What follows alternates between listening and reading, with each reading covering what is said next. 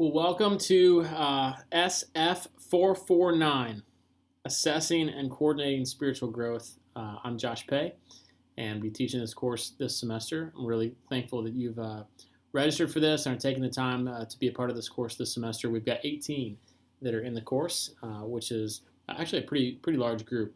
2 years ago was our kind of pilot version of this course. Neil and I worked on it together, and we're hopeful that we could put together an experience for students that really would begin to give you some practical things that you could develop that would move you into your career in spiritual formation and allow you to move from Lincoln in a very monastic environment into a very active one, working for a local church someplace, or an eldership someplace, or a parachurch ministry someplace. And so one of the goals of this course over this semester is to give you some tools and help you build a portfolio of sorts that really would allow you to take something that could be implemented into a local church setting or a parachurch ministry setting with a certain degree of success. So what I wanted to do to start things off, though, was just kind of walk through our syllabus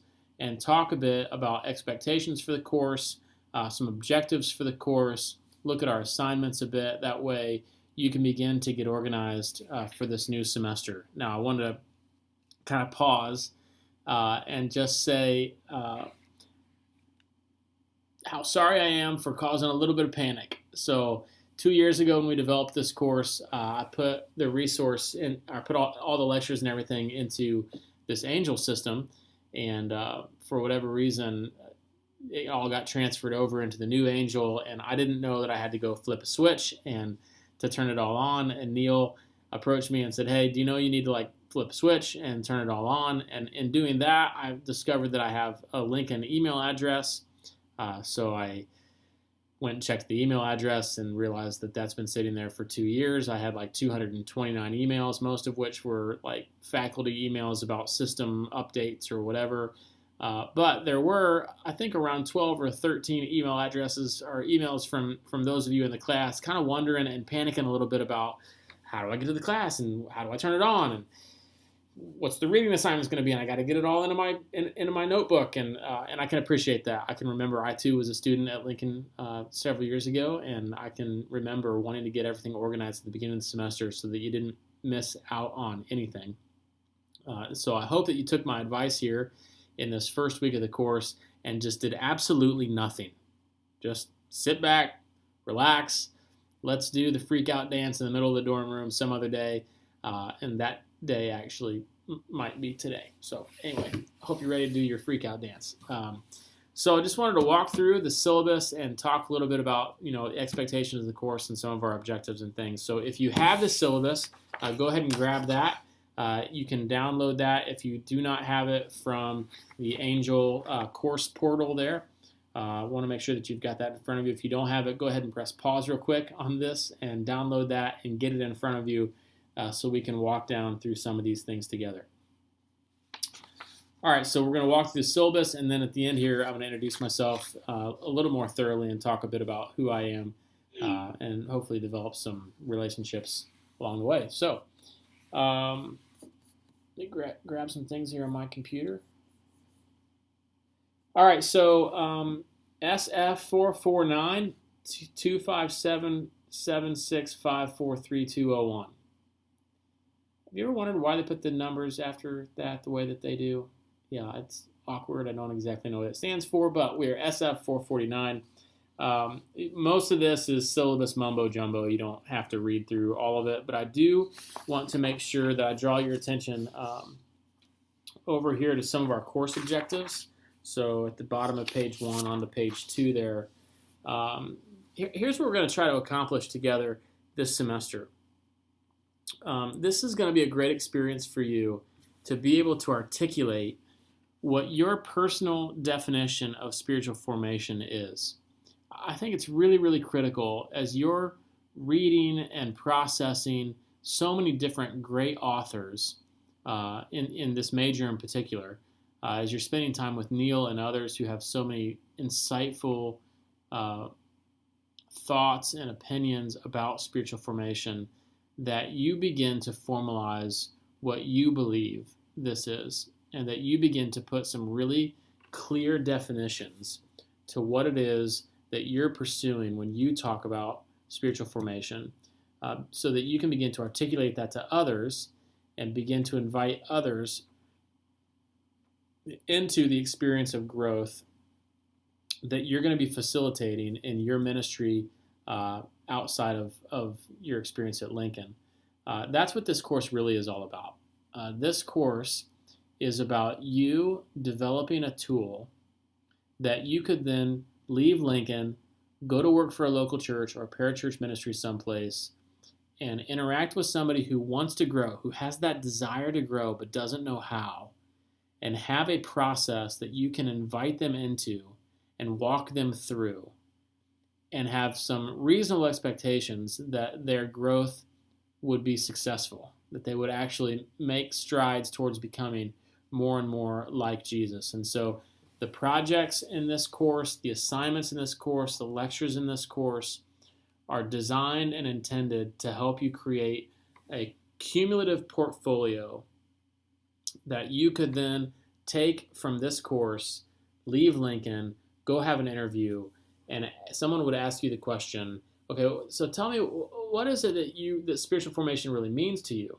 And you would be able to have an articulate, thoughtful, brief definition, understandable definition of what that is, and then have a process that backs that definition up so that you could actually begin to implement spiritual formation in local churches and parachurch ministries that you will go work with and work for.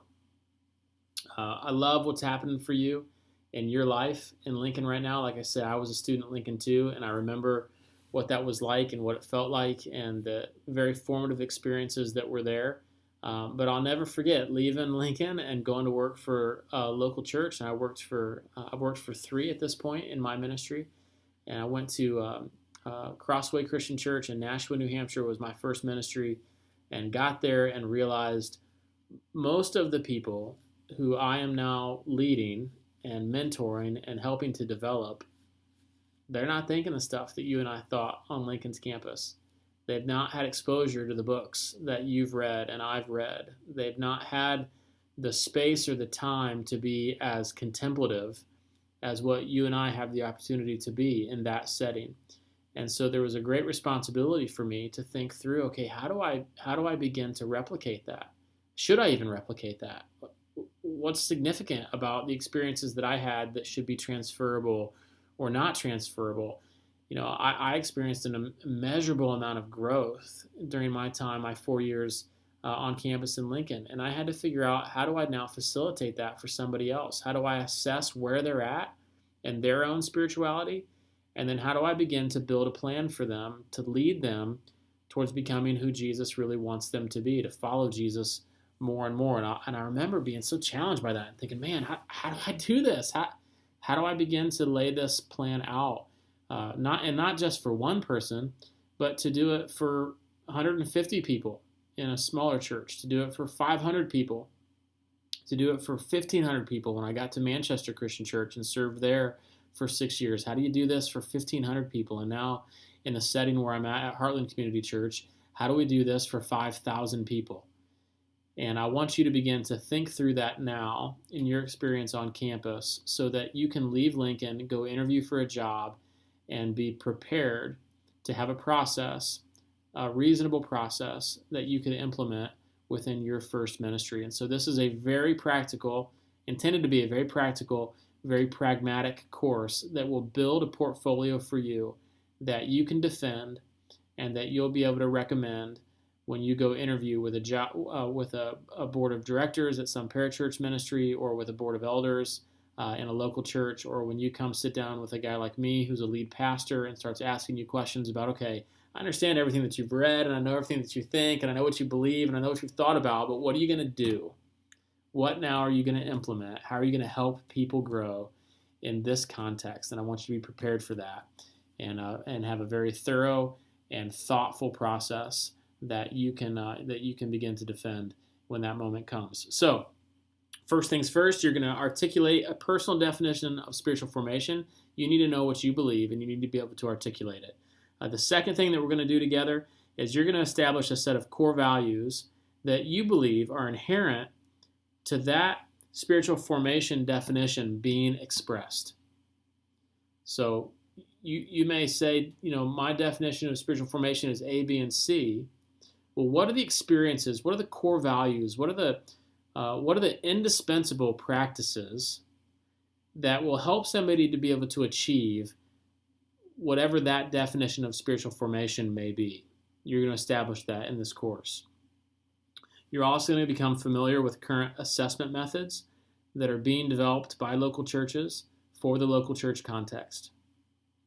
And you yourself are going to design and implement some of your own technologies, some of your own models, some of your own assessments and your own practices so that for spiritual formation in churches that you maybe currently work in or will work in, or parachurch ministries that you may be a part of in the future as well. That's the core of what we're going to accomplish together this semester as a part of this course. Now we've got some required reading for this course. I don't have all three of them here with me, but one of them is kind of an industry standard at this point. It's called Move. It was written by Greg Hawkins and Callie Parkinson. Greg is the executive pastor at Willow Creek Community Church. Callie was also on staff, I think currently still maybe on staff with them, was their communications director. Callie and Greg just had this thought in about 2007 or 2008 about how to assess spiritual formation in local churches. And they worked with more than 1,000 churches. When I was at Manchester Christian Church in Manchester, New Hampshire, I was a part of the first batch of churches that experienced their assessment.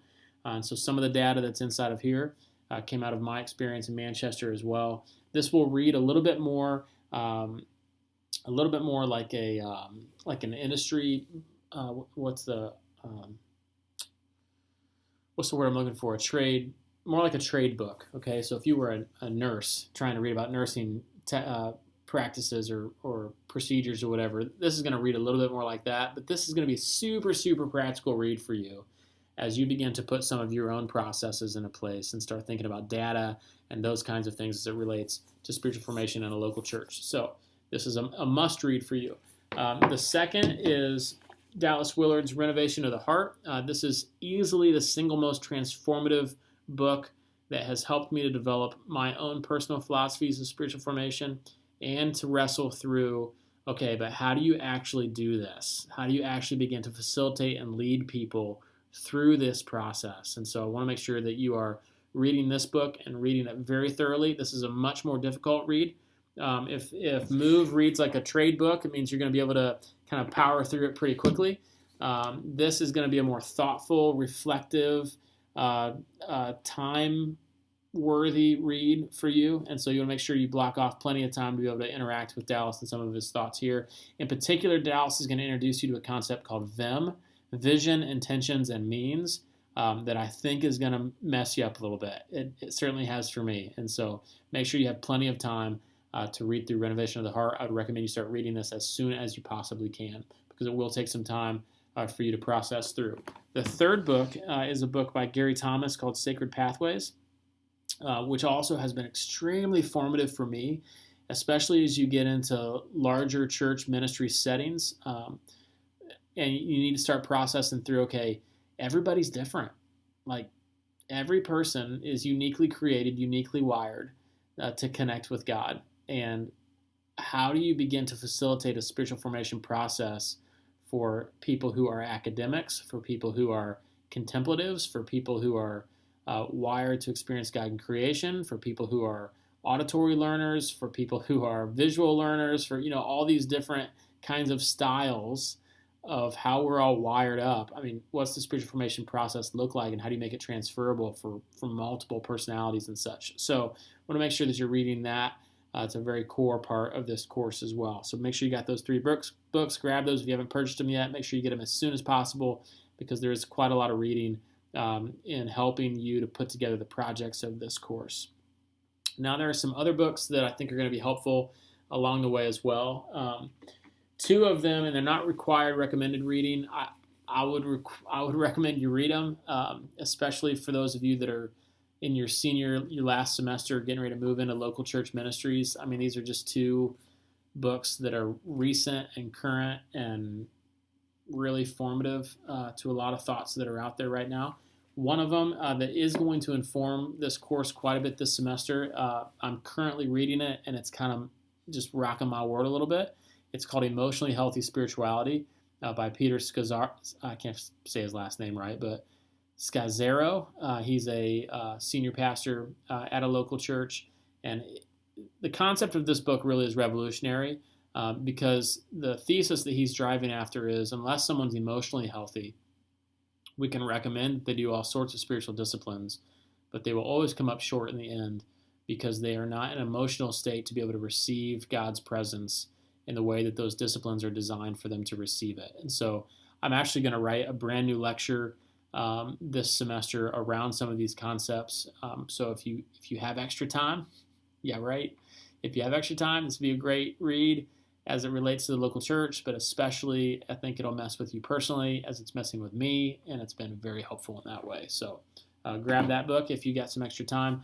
Also is a book called Disciple Shift that was recently released. It's Jim Putman and Bobby Harrington. Again, these are two local church guys that are doing spiritual formation in their churches and just have some new thoughts about some shifts that are happening currently in the local church around these issues and concepts. And this has been really helpful for me. I'm in the middle of reading it right now, and it's really moving. And so again, if you've got some extra time, I know a lot of you are thinking, man, yeah, right. How do I have extra time to read?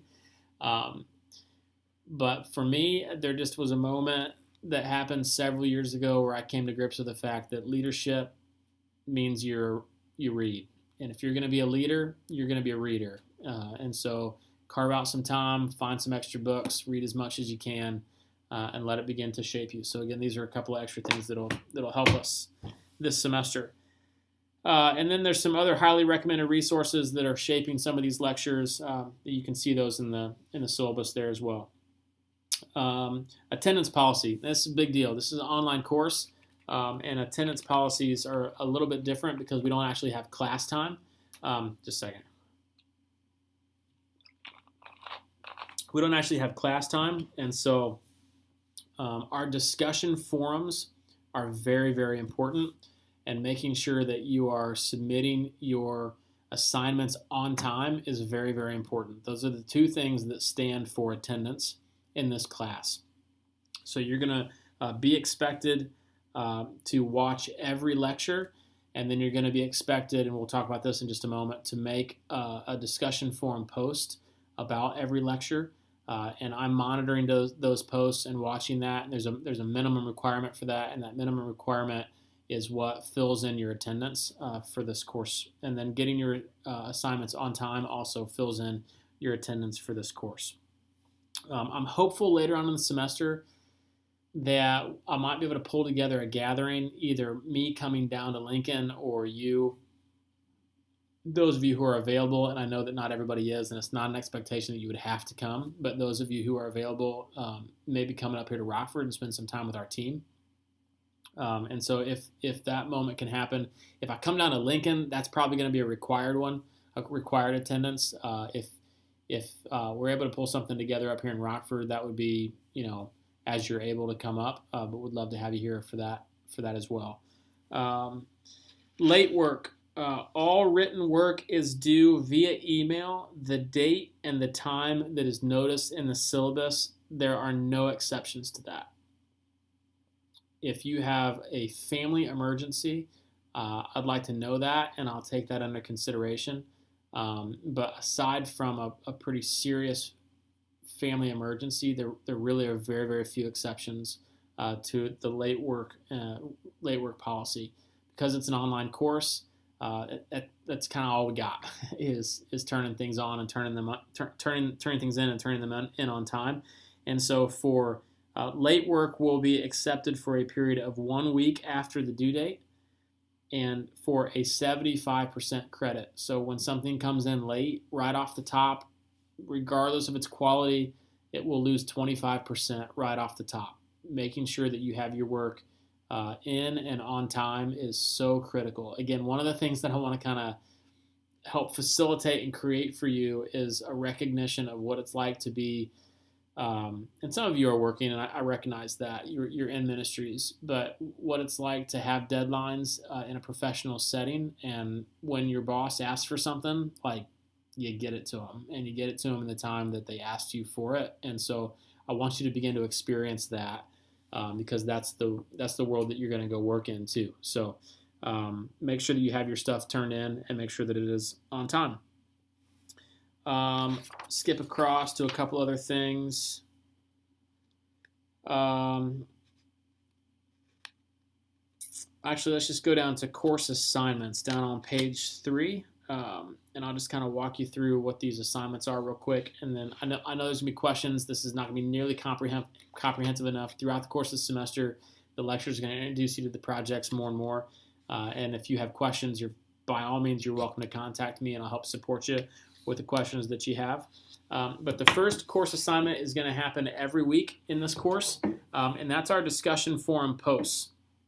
Again, because this is an online course, and we have such limited time for face-to-face interaction, the bulk of the content is going to be developed through interacting with ideas, by reading articles, by listening to audio files, by watching videos online.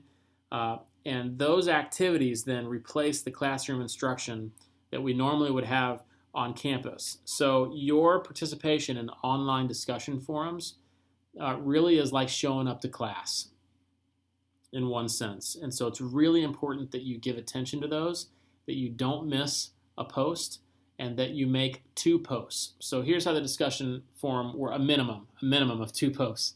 Here's how the discussion posts work. So every week in the course, after you listen to a lecture or read an article, whatever that assignment for that week is, I will post a question on the discussion forum that you will need to go into, and your first post will need to be your response to whatever it is that you just interacted with, whether it was a lecture or an article or reading or whatever it may be.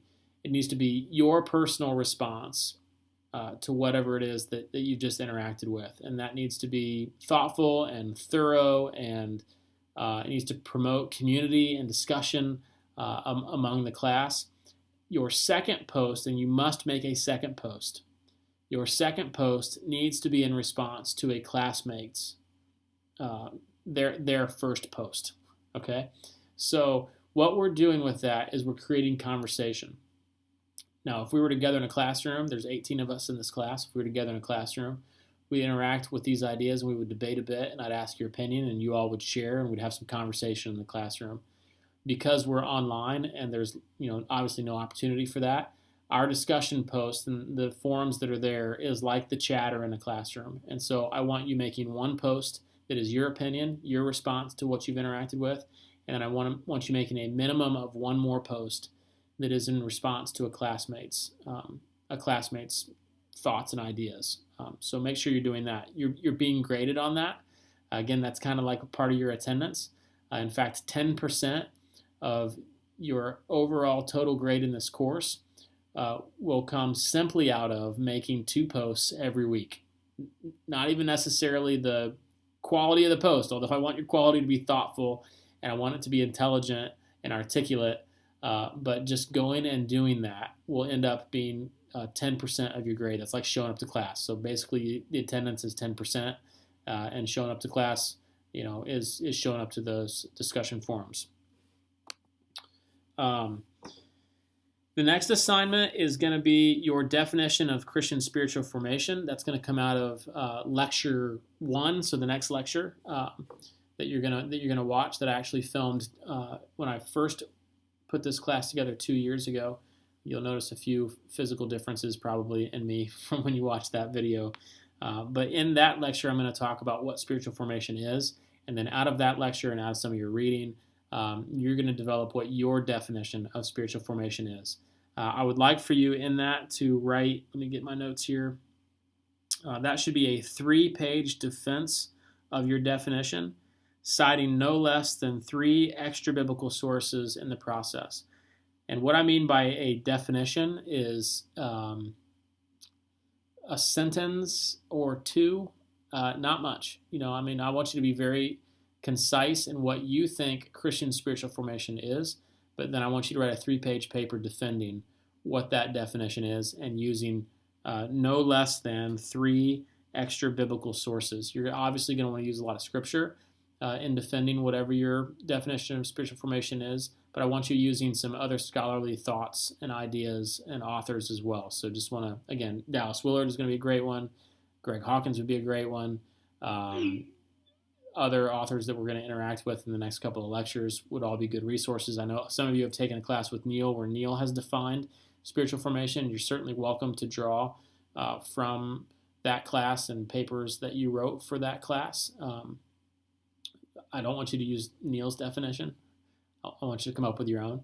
You may draw from Neil's heavily, but I want you to be thoughtful about what your definition of spiritual formation is. That's due February the 9th by 5 p.m. I've tried to make all the assignments due, as you'll see, on Sundays so that you'll have the weekend to work on them, but they are due by 5 p.m. Anything that comes in my email, and my emails are all stamped for the time, anything that comes in after 5 p.m. Central will be considered late. All right, the next assignment is the core values statements. So essentially, you're going to create your spiritual formation definition, but then you're going to say, okay, you're going to ask the question, what do I think is inherent to the growth process? And you're going to write a reflection paper that restates your definition of spiritual formation and then identifies what you think are core values to make that definition attainable. So you may say, I think spiritual formation is A, B, and C. Okay, so spiritual formation is becoming more like Jesus. Let's just take the simplest thing, right? It's becoming more like Jesus. Great. Now, what are the core values? And there may be a million, but let's just choose what I say here. Let's choose 5 that actually help make that possible. So you may say, you know what, I think Bible study, and I think prayer, and I think community, and I think spiritual direction, and I think service. These are the core values of helping someone become more like Jesus, of attaining that definition of spiritual formation. Well, then I want you to write no more than 6 sentences for each of those core values, just describing an explanation why and what that value is. And again, in future lectures, I'm going to give you a little bit more guidance on how to do that. But that is going to be due February the 16th at 5 p.m. And then out of that assignment, you're going to actually develop an assessment that measures those things. So you're going to develop an assessment to measure each of the values that you identified as being essential to spiritual formation. You're going to identify where someone is on their spiritual journey as it relates to your core values. So are they close to that value? Are they not close to that value? You're going to identify which of those values needs to be developed most in a person, and you're going to recommend next steps that would help someone grow in that particular value area. And you're actually going to do this with someone. In fact, you're going to do this with a few someones, and you're going to deploy your assessment with some of your peers or your friends or people in ministries where you're currently serving, and then you're going to help them. You're going to help them take some next steps and see if your assessment was actually beneficial in helping them grow towards whatever your definition of spiritual formation is. And that is going to be due, that initial assessment is going to be due March the 2nd by 5 p.m. And then you're going to have basically the month of March to deploy that and to allow some other people in your life to experience that assessment.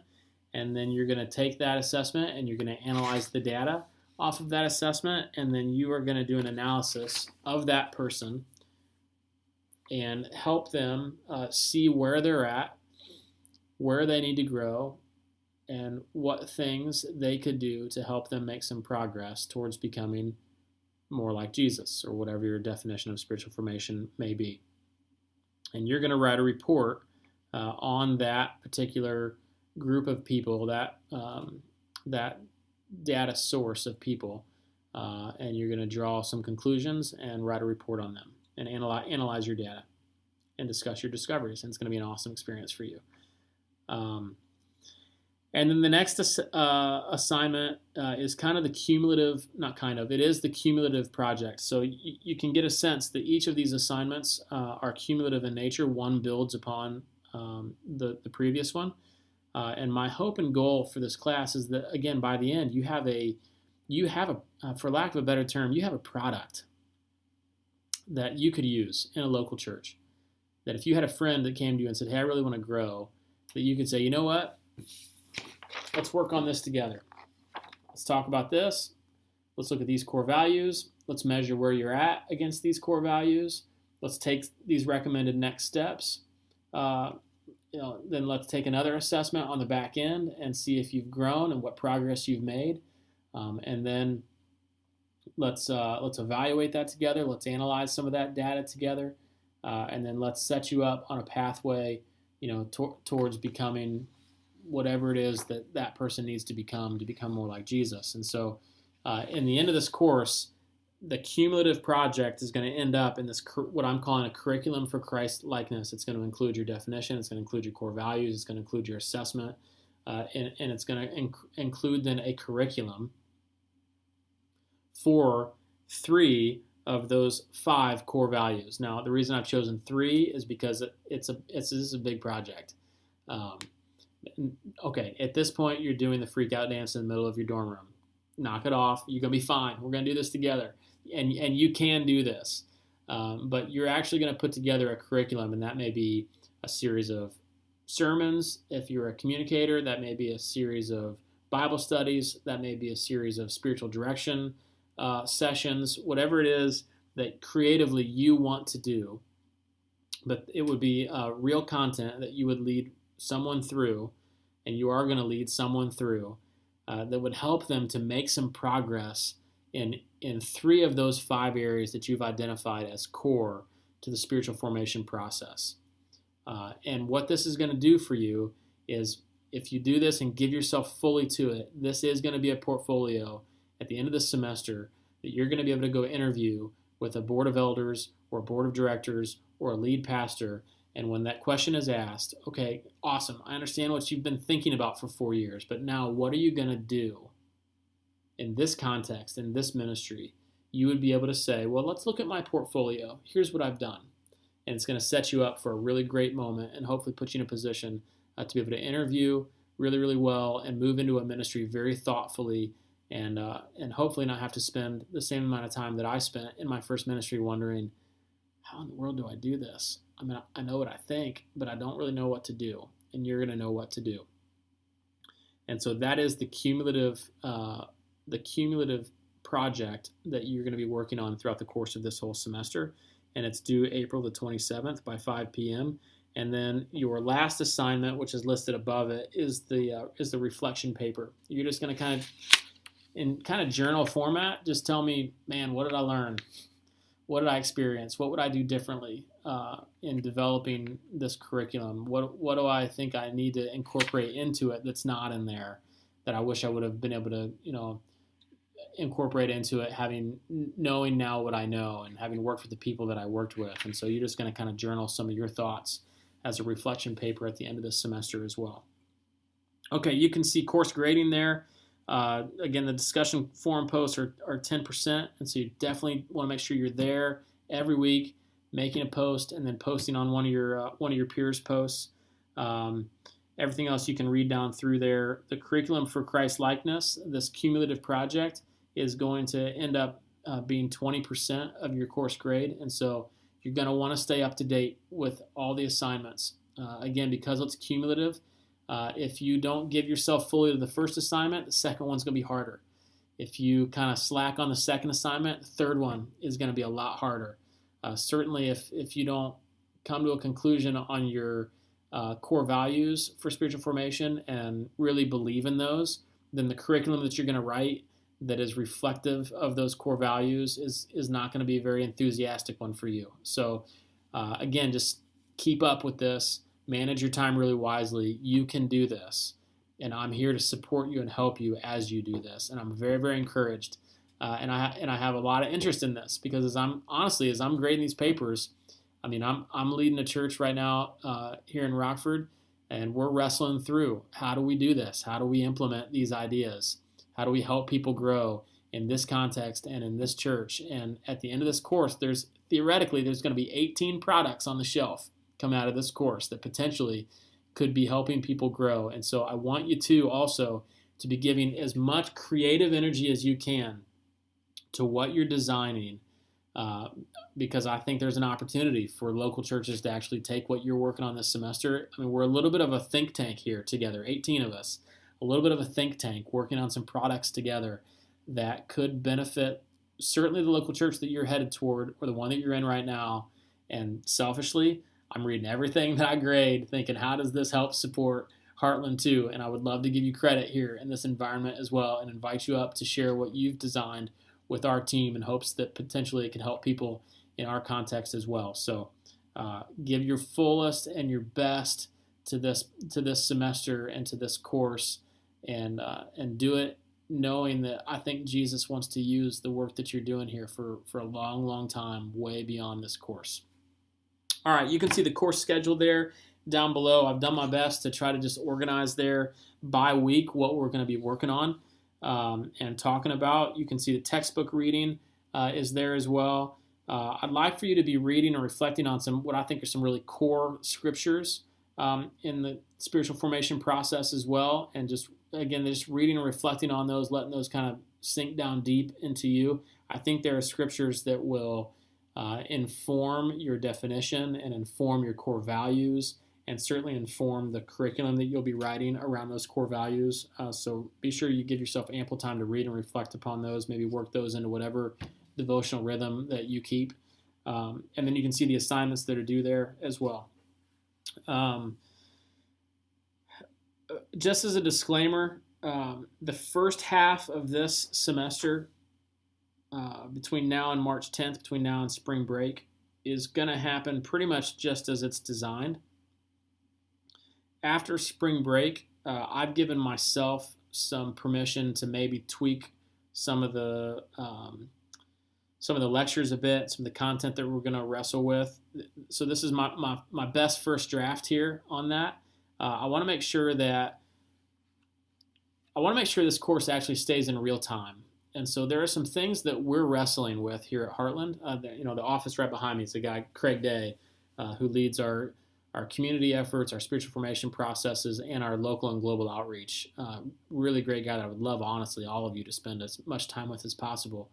But he's leading our team, our spiritual formation team right now, through just some really great questions about, man, how does this really play itself out in our context in a very active world? Again, we all were raised academically in a very monastic kind of a setting, and yet we live in a very active world, and we are leading people who live in a very active world with families and jobs and mortgages and careers and hobbies and kids and school plays and all this kinds of stuff. And yet we come with monastic approaches to an active lifestyle sometimes. And so we're asking that kind of question, man, how do we facilitate this more and more? And how do we do it for 4,000 people and all those sorts of things? And so in the second half of this semester, we may do it exactly as designed, but I want to give ourselves some space to be able to ask and answer some questions together that maybe are surfacing here at Heartland, maybe are surfacing in you as we read. And so please give me your feedback and ask good questions, because I'm more than willing to adjust some of our content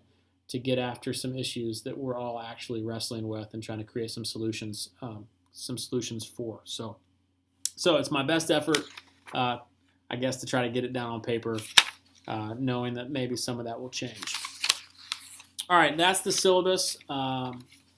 Really quickly, if you have questions about that, specific things that I know there's going to be a ton of questions through the semester, you're welcome to contact me.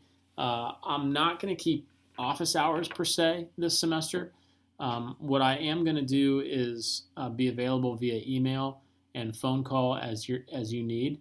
I tried to do the office hours when I did this the last time I taught this course, and it just didn't. Nobody actually ended up needing it in that time, and people ended up calling anyway. So You're welcome to email me whenever you have a question. You can use my Lincoln Christian University email address that's a part of the online portal there. It's also listed.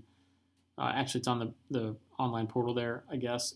You're welcome to email me too at my Heartland email address. That's listed in the syllabus. It's josh.pay@heartland.cc.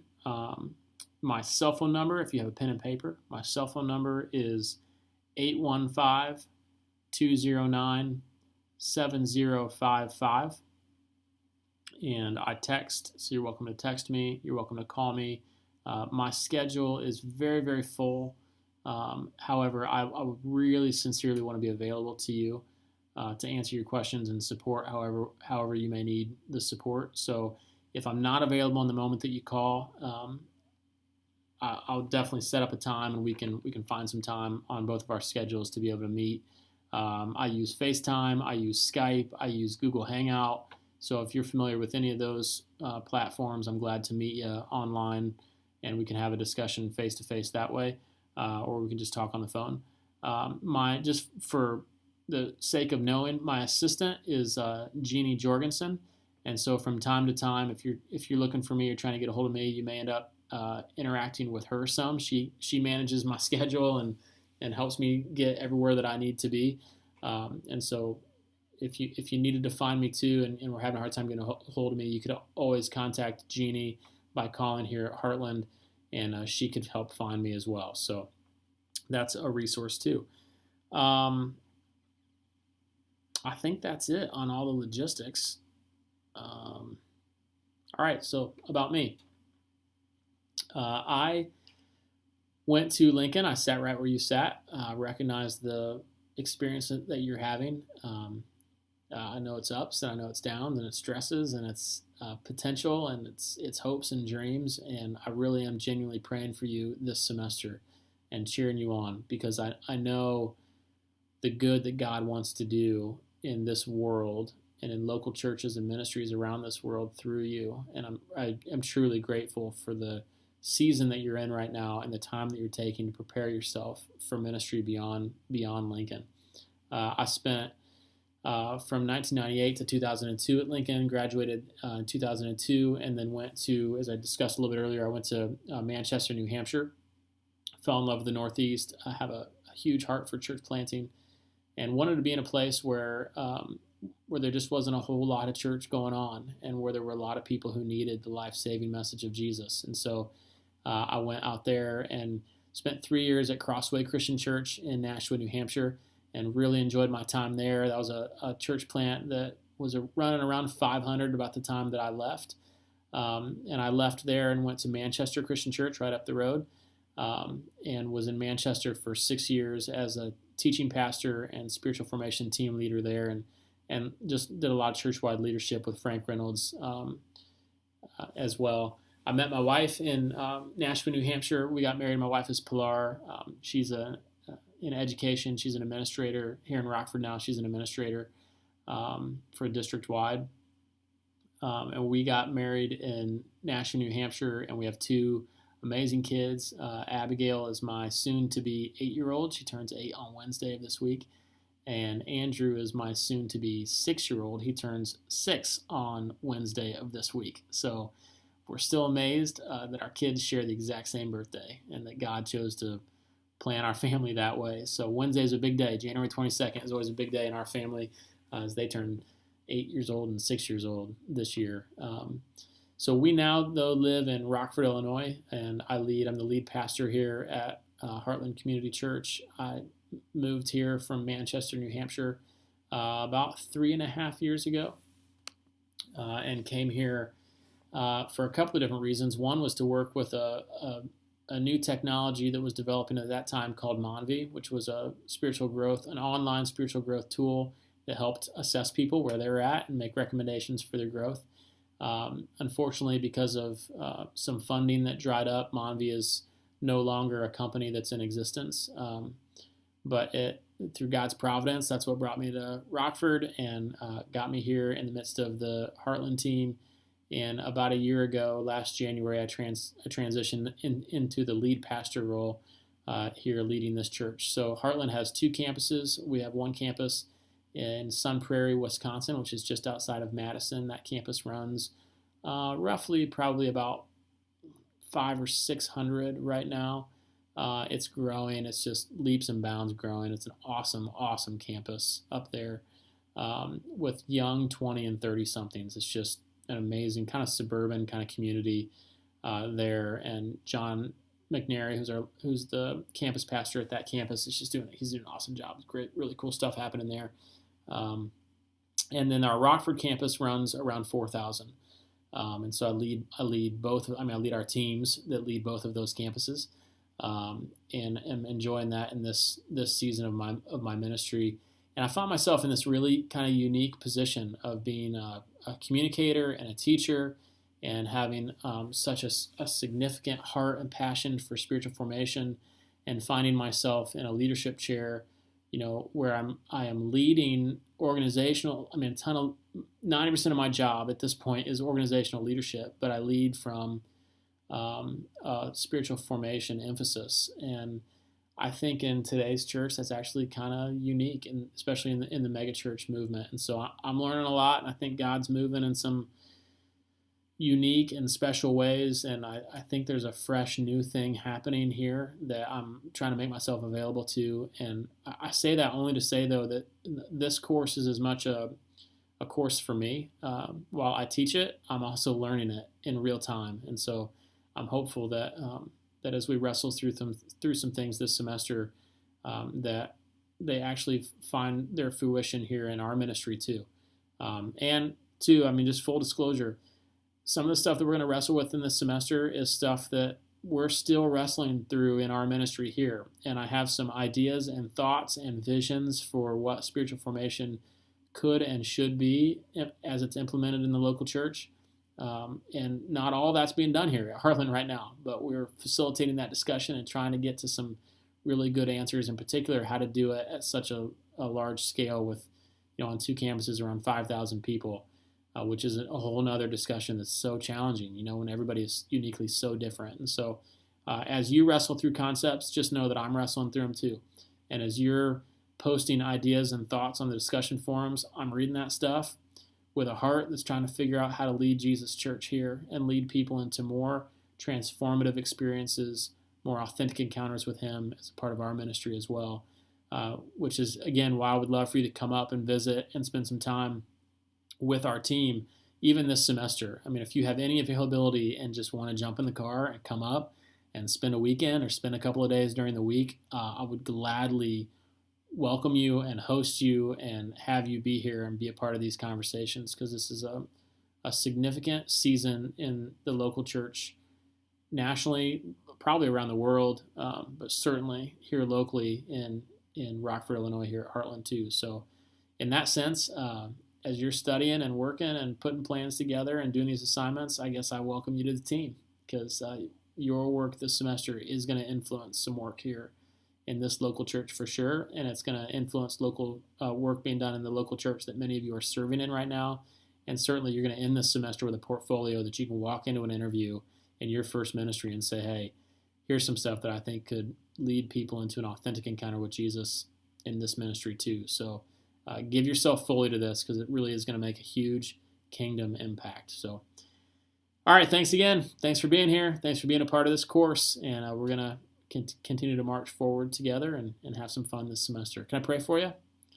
Jesus, thanks for everybody who's watching this right now, all the students that have signed up for this course, all 18 of them, God, who just want to be with you and experience you and put together some real practical plans that help lead people into a fresh, authentic, meaningful, vibrant, passionate pursuit of Jesus.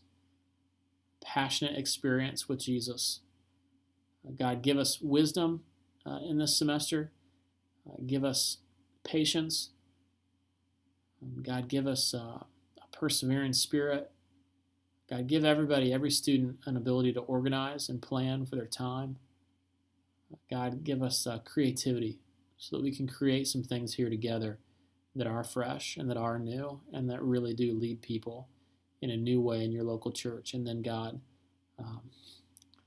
just give us a humble heart that offers it all back to you. We don't create anything for our good or our benefit. We do it all for you. It's in Jesus' name that we pray. Amen. Hey, have a great semester, everybody.